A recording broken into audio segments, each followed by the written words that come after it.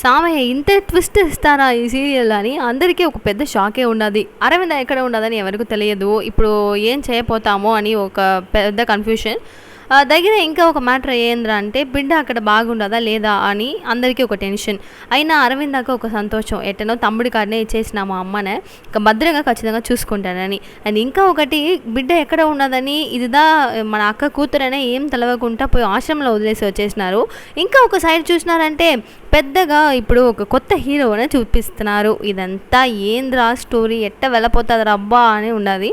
అయినా ఇప్పుడు మనం ఏం చూడబోవాలంటే మురళి గారు ఉన్నారు కదా, మురళినే నువ్వు ఓవర్గా చేస్తున్నావు, నమ్మక ద్రోహం చేసేసినావు, ఇంకా నేను నీతో ఉండను అని పెద్ద గొడవలు వేసి నేను నిన్ను చంపేనా జైలుకి పోతానని ఖచ్చితంగా అరవింద ఈ తీర్మానం ఎత్తుకోపోతుందా అంటున్నారు.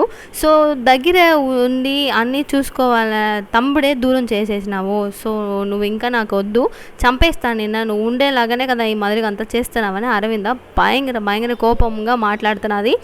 ఇది వచ్చి ఒక పెద్ద ఇష్యూ అయ్యి జైలుకి కూడా పోయేదానికి ఛాన్స్ ఉన్నది అంటున్నారు. మీరేమనుకుంటున్నారని మర్చిపోకుండా కమెంట్ బాక్స్లో చెప్పండి. బాయ్.